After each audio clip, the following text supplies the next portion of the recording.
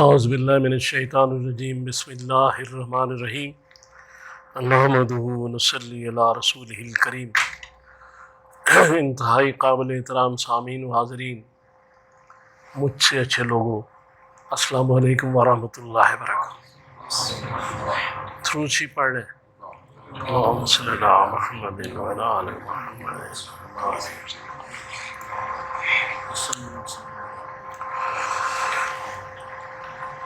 رنگ و نور کی باتیں کریں، آئیں حضور کی باتیں کریں۔ سبحان اللہ۔ تو سورہ علم نشرح میں کہا گیا، بسم اللہ الرحمن الرحیم، علم نشرح لک صدرک ووضعنا عنک وزرک الذی انقض ظہرک ورفعنا لک ذکرک۔ یہ ارشاد اللہ تعالیٰ فرما رہے ہیں رسول اللہ صلی اللہ علیہ وآلہ وسلم سے، مطلوب کی بات طالب سے ہو رہی ہے، اور وہ کہہ رہے ہیں کہ ہم نے آپ کے سینے کو کشادہ کر دیا۔ کشادگی سے مراد ہے کہ تمام علوم سے بھر دیا ہے، کائنات کے جتنے علوم ہیں وہ اس میں داخل کر دی گئے۔ دوسری جو آیت ہے اس میں کہا گیا کہ آپ جس بات سے پریشان تھے کہ بہت بڑی ذمہ داری ہے اس رسالت کی، بہت بڑا کام ہے، چونکہ یہ قیامت تک جاری رہے گا۔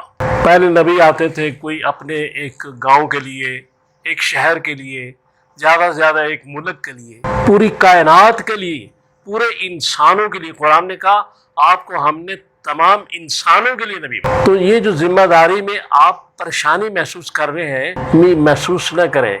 وزر جب ہم آپ کی مدد کریں گے اس میں، تو آپ کے لیے آسانیاں پیدا ہو جائے گی، رسالت میں بھی، دعوت تبلیغ میں بھی، اور لوگوں کو سمجھانے میں بھی آسانی پیدا کر دیں گے۔ وَوَضَعْنَا عَنْكَ وِزْرَكَ، اور وہ بھول جائے ساری چیزیں، ہم نے سارا اس کا بندوبست کیا ہے، اور ہم آپ کے ساتھ ہیں، ہم آپ کے ساتھ ہیں۔ پھر اس کے بعد کہا گیا وَرَفَعْنَا لَكَ ذِكْرَكَ، یعنی یہ ایک بہت بڑی فضیلت و تسلی رسول اللہ صلی اللہ علیہ وسلم کو فراہم کی گئی کہ کائنات میں اب جب بھی میرا نام آئے گا، ساتھ آپ کا بھی آئے گا۔ اذان میں، نماز میں، اقامت میں، کلمہ میں، جہاں بھی آئے گا، آپ کا نام میرے نام کے ساتھ ساتھ آئے گا۔ تو حضرت موسیٰ علیہ السلام نے ایک زمانے میں، قرآن میں یہ بات موجود ہے، کہا تھا کہ یا اللہ، جب فرعون کی طرف جانے لگے تھے کہ میرا سینہ کھول دے، تو اللہ نے کوئی جواب نہیں دیا، کیونکہ علم نشرح تو کسی اور جگہ تھا نا، اس لیے وہاں جواب نہیں دیا۔ حضرت ابراہیم علیہ السلام نے کہا کہ میرے ذکر کو بڑھا دے، تو جواب نہیں دیا گیا، بات وہاں کی گئی، جواب یہاں دیا گیا کہ وَرَفَعْنَا لَكَ ذِكْرَكَ۔ اور ذکر کا مقصد یہ ہے کہ آپ کا جو ذکر ہے وہ اذان میں، نماز میں، اس کے بعد فرشتوں کی محفل میں، اور فرشتے آپ کا ذکر کر رہے ہیں، تورات میں آپ کا ذکر، انجیل میں آپ کا ذکر، قرآن میں آپ کا ذکر، ہر جگہ آپ کا ذکر ہوگا، اور اتنی رفعت دیں گے آپ کے ذکر کو کہ ساری کائنات حیران۔ پھر حضور سرور کائنات جب تشریف لائے اس دنیا میں، ربیع الاول کے مہینے میں، تاریخوں میں اختلاف ہے، ٹھیک ہے، اختلافات تو ہمارا ہر کام میں ہی ہے، کیا کیے جا سکتا ہے، اس کا کوئی بندوبست نہیں ہو سکتا اختلاف کا، وہ تو رہتا رہے گا۔ ہمیں اختلاف سے ہٹ کے بات کرنی ہے، وہ یہ کہ حضور آئے تو صحیح نا، یہ حقیقت ہے، اس دنیا میں حضور آئے اور حضور پھر گئے، یہ بھی حقیقت ہے۔ یہ دونوں حقیقتیں اپنی جگہ موجود ہیں، تاریخ کوئی ہو اس پہ بحث نہیں کی جا سکتی، ہمیں اسے غرض نہیں، لیکن یہ تو حقیقت ہے، حضور آئے اور گئے۔ تو اس کے لیے میں ایک جملہ اکثر بولتا ہوں کہ جب آپ آئے تو اس جہان کو مبارک، کیونکہ برکتیں لے کر آئے، سارے مقصد قحط ختم ہو گیا، جانور جو تھے وہ اچھے ہو گئے، ٹھیک ٹھاک ہو گئے، اور جہاں میوہ جات نہیں ہوتے تھے وہاں میوہ جات شروع ہو گئے۔ تو جب گئے تو اس جہان کے لیے مبارک، ان کے لیے باعث برکت، یہاں آئے تو ان کے لیے باعث برکت۔ جہاں جس کو وما ارسلناک الا رحمت للعالمین کہا گیا، وہ ساری کائناتوں کے لیے رحمت ہے. وہ یہاں بھی آئے گا رحمت ہوگا، وہاں بھی جائے گا رحمت ہوگا. تو اس میں تو کوئی دو رائے نہیں ہے. لہذا اب بات یہ ہے کہ محمد رسول اللہ صلی اللہ علیہ وآلہ وسلم شق صدر جو ہے یہ 2 دفعہ ہوا.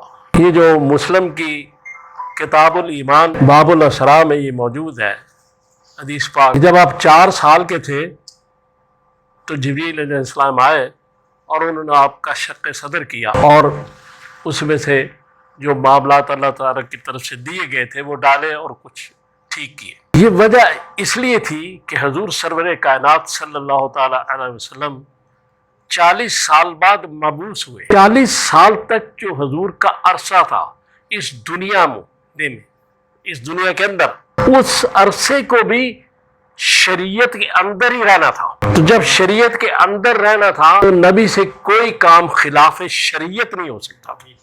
اس لیے 4 سال کی عمر میں شق صدر کر دیا گیا کہ نہ نبی، اب یہ کوئی نبی حرام کام نہیں کرے گا، یہ صاحب شریعت ہے، یہ بت پرستی نہیں کرے گا، یہ شراب نوشی نہیں کرے گا، یہ دوسرے کام نہیں کرے گا. جو کام قرآن حرام قرار دے گا وہ قرآن آنے سے پہلے نبی نہیں کرے گا. اور پھر 40 سال بعد وہ نبی جو کسی مدرسے میں نہیں گیا، کسی سکول میں نہیں گیا، کسی استاد سے نہیں پڑھا، اس نبی نے جو کلمات شروع کیے، جو وحی الہی اور اللہ کی گفتگو جب اس نبی کے زبان سے نکلتی تھی تو اس کے ایک ایک جملے کا جواب نہ اس وقت اور نہ آج تک کائنات کا بڑے سے بڑا عالم دے سکا ہے. جس طرح بڑے سے بڑا سائنسدان آج تک سائنس کے اتنے عروج کے بعد ایک ذرہ تخلیق نہیں کر سکتا، اسی طرح قرآن کے بھی ان جملوں کا جواب نہ اس وقت دے سکتا تھا کوئی، نہ اب اس کے لیول پہ اس کی مانند کوئی جملہ پیش کر سکتا ہے. 40 سال خاموش رہنے کے بعد وہ معلم کائنات جب بولا تو ایسا بولا کہ لوگ حیران رہ گئے کہ کیا ہے. کوئی اس کو جادو کہہ رہا تھا، کوئی کچھ کہہ رہا تھا، لیکن بات جو کر رہا تھا بڑی زبردست تھی. جو بات بھی وہ کر رہا تھا قرآن میں. لہذا رسول اللہ صلی اللہ علیہ وسلم جب 40 سال بعد وہ راز کھولنے شروع کر دیے تو امی کا لقب حضور کو بڑا پسند تھا احادیث میں. اور اسی لیے پسند تھا کہ اس دنیا کے جتنے علوم ہیں ان کے استاد تو فرش پر ہیں، لیکن جو یہ صحیفہ آسمانی ہے اس کا استاد عرش کے اوپر ہے اور وہی مجھے پڑھائے گا. اور سورۃ الاعلیٰ کی آیت نمبر جو 6 ہے اس میں یہی کہا گیا کہ ہم آپ کو ایسا پڑھائیں گے کہ آپ بھولیں گے بھی نہیں. فلا تنسا، آپ بھولیں گے بھی نہیں. تو اس لیے جب معلم کائنات جس کو بنایا جاتا ہے پھر اس کو عام استاد کیا پڑھائے گا، عام آدمی اس کو کیا تعلیم اور تدریس دے گا. جس کی تعلیم اور تدریس اللہ کر رہا ہو، جس کا علم اللہ جس کو عطا کر رہا ہو، جس کا استاد اللہ ہو، تو جس کا استاد اللہ ہوتا ہے وہی ساری کائنات کا استاد ہوتا ہے. تو 1-2 شعر میں اپنے پیش کر دوں نعت کے. دل نور ہوا نام محمد کے ضیاء سے، کیا چیز عطا مجھ کو ہوئی یاد خدا سے. آئے تیرے الفاظ سے انوار قرآنی، آئی ہے عبادت تیری حرکات و ادا سے. ذرے بنے خورشید کف پا سے لپٹ کر، گلزار مہکتے ہیں پسینے کی ہوا سے. تو اللہ تعالیٰ سے دعا کریں اللہ تعالیٰ مجھے اور آپ کو توفیق دے کہ میں نے جو باتیں کی ہم ان پہ عمل کر سکیں اور رسول اللہ صلی اللہ علیہ وسلم کی اتباع اختیار کر سکیں. جو اللہ تعالیٰ نے قرآن میں اپنی اطاعت اس کو قرار دیا گیا ہے وہ ہمیں اللہ تعالیٰ نصیب فرمائے. صلی اللہ تعالیٰ علی خیر خلقہ محمد و آلہ و اصحابہ اجمعین برحمتک یا